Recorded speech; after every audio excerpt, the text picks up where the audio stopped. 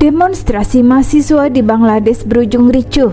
Untuk meredam protes, negara berpenduduk mayoritas Islam di Asia ini mengumumkan jam malam.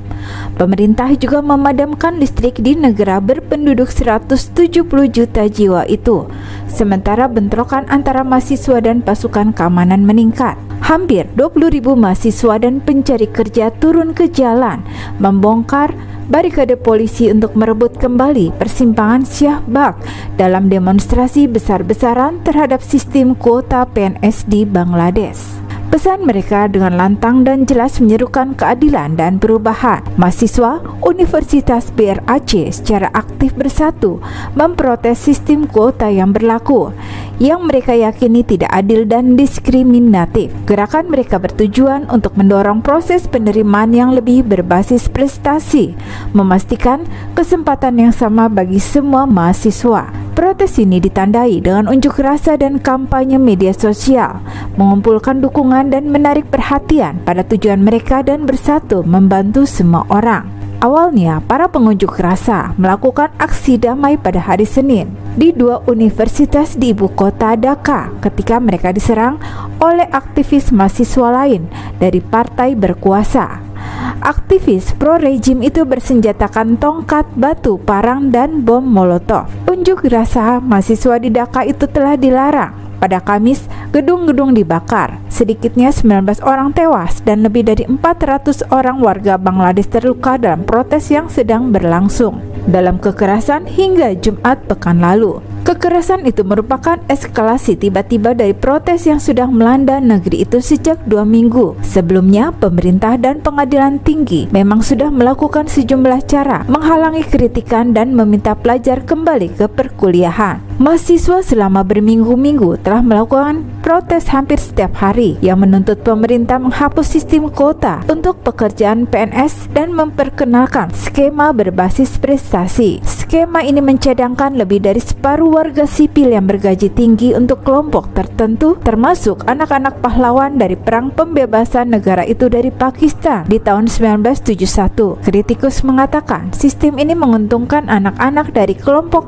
pro pemerintah yang mendukung Perdana Menteri Sheikh Hasina. Sang Perdana Menteri telah memenangkan pemilu keempat kali berturut-turut pada bulan Februari lalu setelah pemungutan suara tanpa adanya oposisi. Polisi anti huru-hara pekan lalu berusaha membubarkan demonstrasi dengan gas air mata dan peluru karet, melukai sedikitnya 11 pelajar di kota Komila di bagian timur. Pengadilan Tinggi Bangladesh telah mengambil keputusan terkait aturan kuota penerimaan pekerjaan pemerintah yang memicu kerusuhan maut di negara itu. Namun putusan pengadilan tinggi itu tidak sesuai dengan tuntutan pendemo. Dilansir dari AFP, pada hari Minggu 21 Juli 2024, pengadilan tinggi tidak menghapuskan peraturan perekrutan pegawai negeri sipil yang kontroversial. Pemadaman internet secara nasional telah secara drastis membatasi aliran informasi ke dunia luar. Mahkamah Agung Bangladesh dijadwalkan akan memutuskan keabsahan skema yang baru-baru ini diterapkan kembali pada bulan depan. Syah Monjurul Haqqu, seorang pengacara yang terlibat dalam kasus ini, mengatakan bahwa pengadilan juga meminta mahasiswa yang melakukan protes untuk kembali ke kelas setelah mengeluarkan putusannya. Keputusan itu membatasi jumlah pekerjaan tersedia dari 56% dari seluruh posisi menjadi 7%. Namun putusan itu tidak memenuhi tuntutan pengunjuk rasa. Pemerintah Bangladesh menyediakan 5% dari seluruh pekerjaan di pemerintahan untuk anak-anak pejuang kemerdekaan dari perang pembebasan Bangladesh melawan Pakistan di tahun 1971. Angka itu turun dari 30%. 1% dicadangkan untuk komunitas suku dan 1% lagi untuk penyandang disabilitas atau yang diidentifikasi sebagai gender ketiga berdasarkan hukum Bangladesh. Sisanya, sebanyak 93% posisi akan diputuskan berdasarkan kelayakan. Kategori pejuang kemerdekaan merupakan titik kebencian bagi para lulusan muda dan para kritikus mengatakan kategori tersebut digunakan untuk menumpuk pekerjaan publik dengan para loyalis Liga Awami yang berkuasa. Para pelajar telah menyerukan penghapusan total kategori itu bersama dengan kuota lain untuk perempuan dan distrik-distrik tertentu di negara itu. Sekitar 18